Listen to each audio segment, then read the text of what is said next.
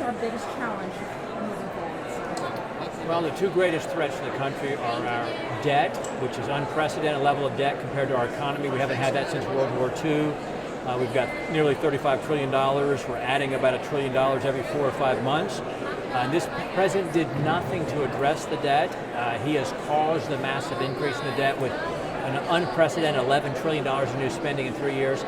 The second greatest threat, I would say, would be the border invasion that this president has intentionally facilitated. He intentionally caused this with the 60 or so executive orders that he executed on his first day in office. And so he wants to try to deflect and blame Republicans for it now because he knows he's failing in the polls. The American people blame him appropriately for the border. What's the one thing you want to hear tonight?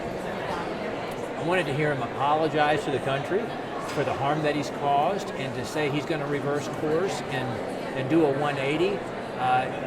He's failing by every standard of measurement. There's nothing that Americans can point to and say we're better off than we were 3 years ago. We're less safe.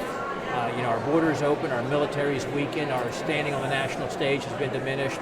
We're certainly less prosperous with the inflation, with the interest rates, with the poor economy, and the American people are less free than they were. This president has trampled on their freedoms, whether the way that he handled COVID, or the way that he's trying to control what kind of a car they can drive, what kind of an appliance they can own. So the American people are worse off, and it's because of this president. Did you hear anything tonight that you can't agree with? No, you can give me an example and I'll see if I can agree with it, but I didn't hear anything that I could agree with. The president didn't try to unite anybody. It was a speech for his hard left Democrat base. I suspect he's already got them voting for him. It was a campaign speech.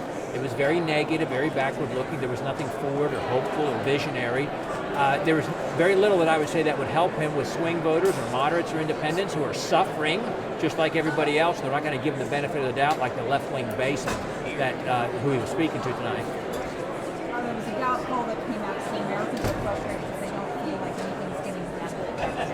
How do we work together as a whole, especially in an election? Well, that's a common question, but really it's a misconception because when the best thing that can happen right now for the American people is nothing more that's harmful to be done to them by their government. Meaning the only way you're going to, quote, get things done is if we join hands with Chuck Schumer and Joe Biden to further exacerbate the situation, worsen the situation like the Democrats did when they had full control of government.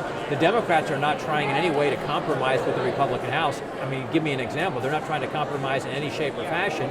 So we could just, okay, let's just do what the Democrats want to do and do more harm to the country, or we can block the Biden-Schumer agenda so less harm is caused.